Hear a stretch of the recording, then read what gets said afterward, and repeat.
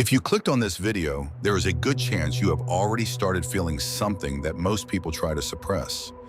You have followed the path, you have listened to the advice, you have done what responsible people are supposed to do. Study hard, get decent grades, pick a career, work hard, stay patient, keep your head down, be realistic, do not take too many risks, trust the process.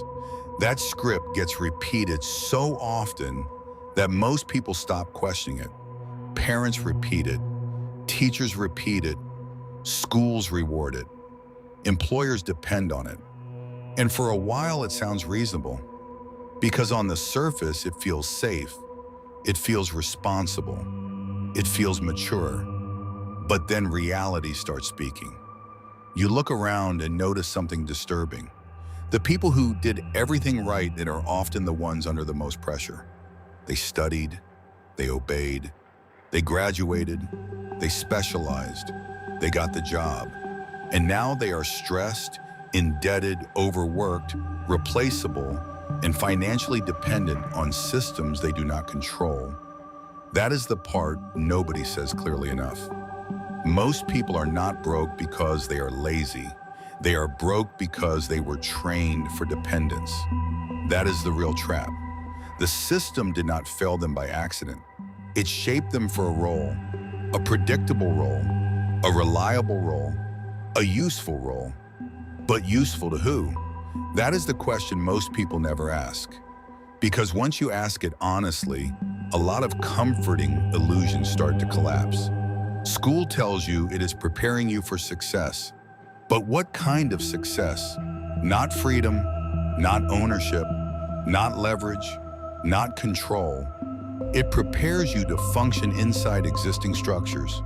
It prepares you to follow instructions, to meet deadlines, to memorize information, to repeat accepted answers, to seek approval from authority, to perform under supervision, to wait to be evaluated, to associate obedience with security. That is not the psychology of an owner. That is the psychology of a participant. And participants do not control systems. They operate inside them. That distinction matters more than most people realize. Because when you train millions of people to become efficient participants, you create a stable society. You create an employable population. You create a workforce that is useful for institutions. It is useful for governments. It is useful for corporations. It is useful for universities. It is useful for lenders. But it is not the same thing as teaching people how to become financially free. Financial freedom comes from a different operating system. It comes from understanding incentives. It comes from understanding leverage. It comes from understanding ownership. It comes from understanding cash flow. It comes from understanding how value is created, packaged, sold, scaled, and defended. Those are the subjects that shape wealth. And most people go through over a decade of formal education without being taught them directly. Think about how insane that is. People leave school knowing how to pass tests, but not how to price value. They know how to write essays, but not how to negotiate. They know how to solve for X, but not how debt traps cash flow. They know how to study for exams, but not how markets reward perception. They know how to comply with structure, but not how to build one. And then society acts confused when those same people struggle financially. There is nothing confusing about it. If you train people to become disciplined employees, many of them will become disciplined employees. If you do not train them to think like builders, owners, or investors, most of them will not suddenly become builders, owners, or investors on their own. This is where a lot of people get emotional. They hear this and think it means education is useless. No, that is not the point. The point is that traditional education and wealth creation are not the same thing. A degree can increase skill, a degree can increase status, a degree can increase employability. But employability is not freedom. That is the line most people miss. You can be highly educated and still be financially trapped. You can be highly skilled and still have no leverage. You can be highly respected and still depend on a paycheck that disappears the moment you stop showing up. That is not control. That is refined dependence. And once you see it clearly, it becomes impossible to unsee. Now look at the people who escape. Not all of them, but enough of them to expose the pattern. Some never finished college, some dropped out, some have GEDs, some had average grades, some did not fit neatly into academic systems at all. Why were some of them still able to become multimillionaires, and in rare cases billionaires? Because they learned a different game. They learned how money actually moves, they learned how to sell, how to persuade, how to identify demand, how to solve painful problems, how to take risk intelligently, how to use distribution, how to build products, how to create offers, how to structure deals, how to reinvest cash flow, how to scale systems, how to buy time with people, software, capital, and process. They stopped chasing approval and started chasing understanding. They stopped asking, "What do I need to do to pass?" and started asking, "What do I need to understand to win?" That question changes everything, because once you ask how to win instead of how to comply, the entire world looks different. You stop seeing careers the same way. You stop seeing school the same way. You stop seeing money the same way. You start noticing that most people are being funneled toward one narrow model. Learn one talent, get certified, sell that talent to an institution, repeat that exchange for 40 years, hope the institution keeps rewarding you. Hope inflation does not outrun you. Hope your health holds up. Hope your job is not automated.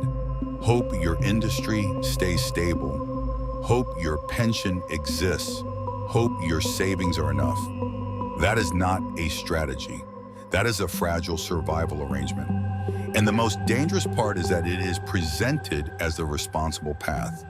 It sounds mature to play it safe. It sounds reckless to question it. It sounds dangerous to think independently. It sounds arrogant to reject the script. But tell the truth, what is actually more dangerous? Taking thoughtful risks to build leverage, or handing the best decades of your life to systems that can replace you, downsize you, automate you, and forget you? That is the real risk calculation. Most people never make it honestly because they have been trained to confuse familiarity with safety. School is familiar, a job is familiar, a paycheck is familiar, but familiar does not mean secure. In fact, the more your income depends on one employer, one title, one schedule, one location, or one credential, the more exposed you really are.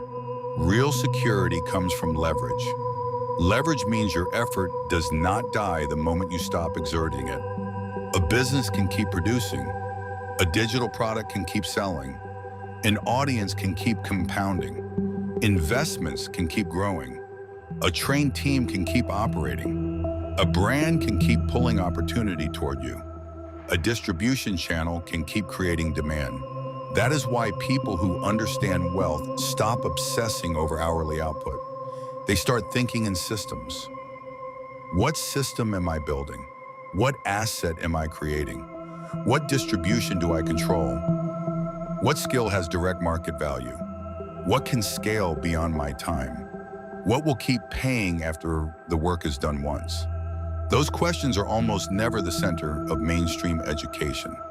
And that is why so many intelligent people remain financially weak. Not because they lack discipline, not because they lack effort, not because they lack potential. They lack the right frame. They are looking at life through a worker lens in a world where owners, builders, and allocators take the upside. That is the awakening. The system did not mainly teach you how to become rich. It taught you how to become usable, useful, reliable, qualified, replaceable. That last word matters. Replaceable. Because if your entire value depends on doing one specialized thing inside someone else's structure, then your income is always vulnerable to whoever controls that structure. A surgeon may earn a high income but still work inside a system. A lawyer may earn a high income but still answer to a structure. A top employee may be respected but still have limited leverage. Income is not the same as freedom. Skill is not the same as ownership. Effort is not the same as power.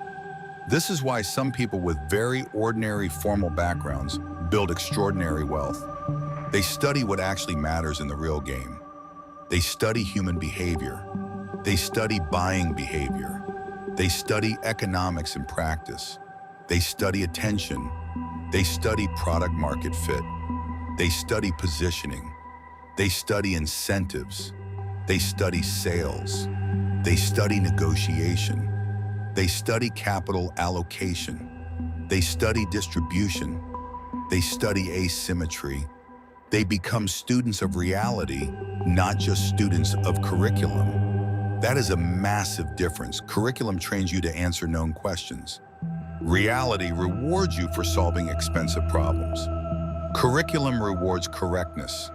Reality rewards usefulness. Curriculum gives you grades. Reality gives you consequences. Curriculum tells you when the test is. Reality does not. And once you understand that, you stop worshiping credentials the way most people do. A credential can help. A credential can open a door. A credential can signal competence.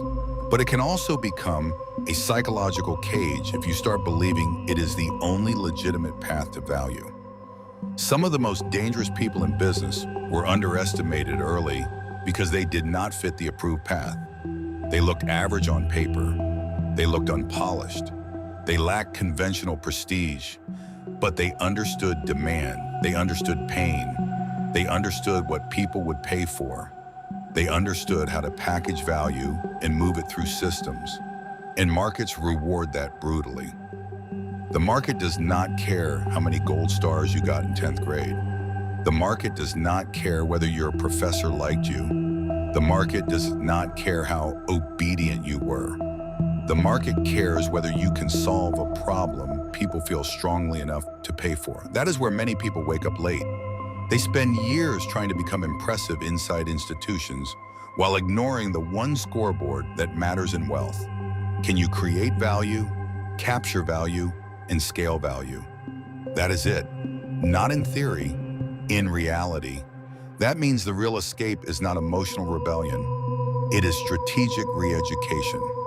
You do not break free by complaining. You break free by learning what the system never centered. You learn how money works. You learn how businesses work. You learn how buyers think. You learn how offers work. You learn how sales works. You learn how negotiation works. You learn how leverage works. You learn how content, media, software, people, and capital multiply output. You learn how taxes affect structure. You learn how ownership changes the game. You learn how to operate with a time horizon longer than the average person. That is how people pull away. Not overnight, not with fantasies, not with fake motivational nonsense. They pull away because they stop spending all their best energy becoming better at being employed and start directing some of that energy toward becoming more capable at owning, building, and scaling. That does not mean everyone should quit their job tomorrow. That is not serious strategy. What it means is this: stop letting your phone be your only model of reality.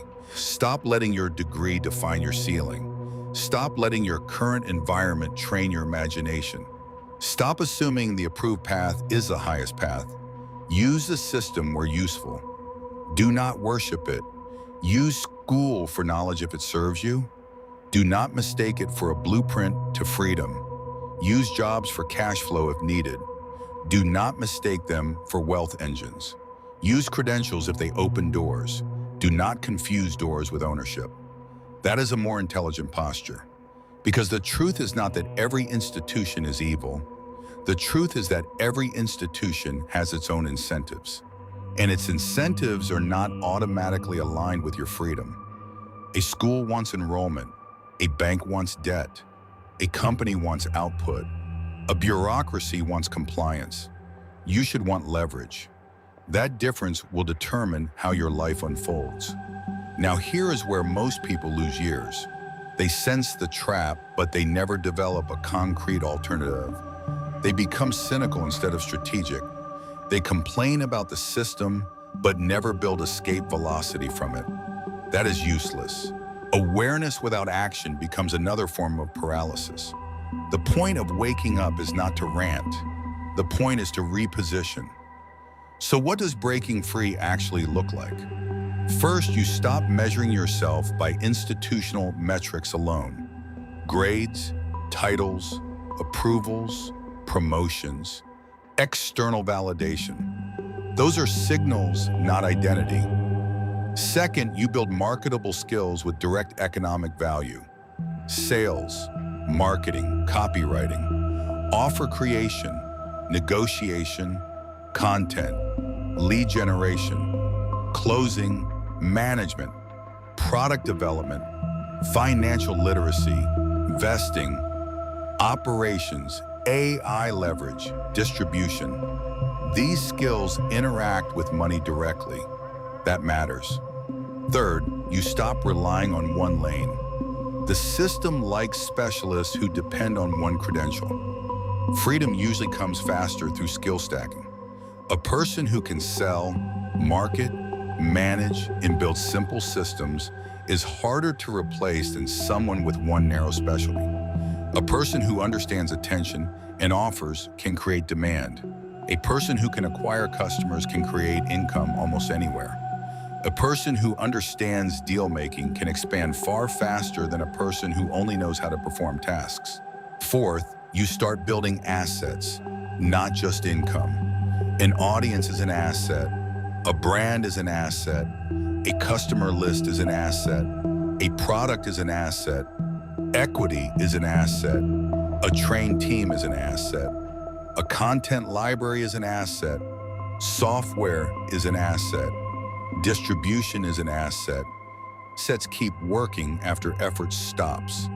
That is the beginning of freedom. Fifth, you adopt a longer time horizon.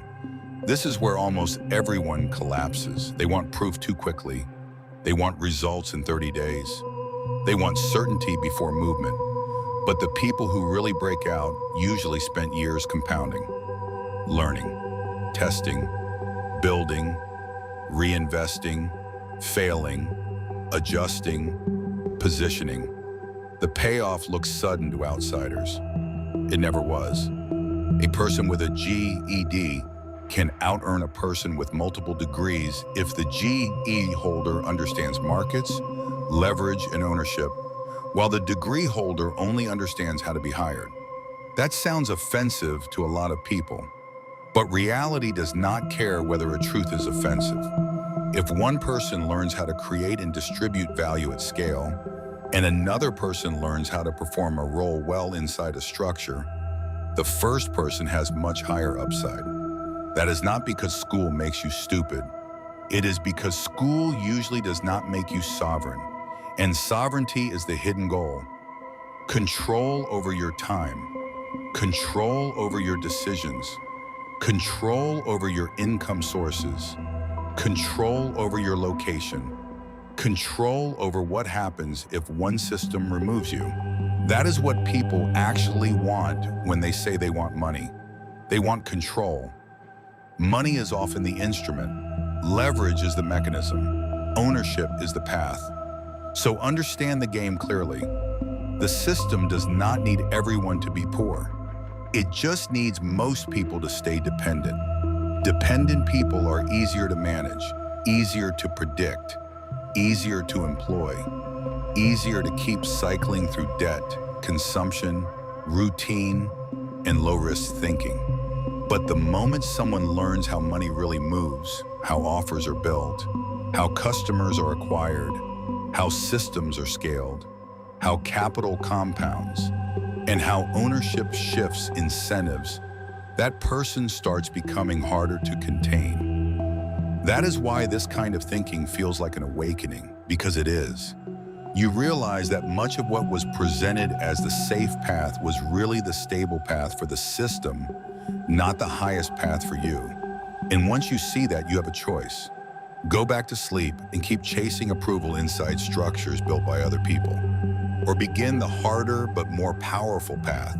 Study reality, learn direct value skills, build leverage, create assets, think in decades, and position yourself to own more of the upside. That is how people break free. Not with slogans, not with fantasies, not with empty rebellion, with clarity, with skill, with strategy, with repeated action in the right direction. And the longer you delay that shift, the more expensive delay becomes. Because years spent becoming more employable are not the same as years spent becoming more free. One can raise your income, the other can change your life. So ask yourself one honest question. Are you being trained for freedom, or are you being refined for usefulness? Your answer explains almost everything. And once you answer it honestly, the next move becomes obvious. Learn the game they never centered. Understand money. Understand leverage. Understand ownership. Understand systems. Build skills the market pays for directly. Turn those skills into assets. Turn those assets into options. Turn those options into control. That is how you stop being a puppet. That is how you stop being trapped in the 9-to-5 frame. That is how you stop confusing effort with progress. That is how you stop staying broke inside the system. And that is where your real education begins. This channel is about strategic realism, how power, leverage, and long-term thinking actually shape the real world. If you found value in this, share it with someone who still thinks in weeks. And if you want more long-term strategy like this, subscribe to the channel.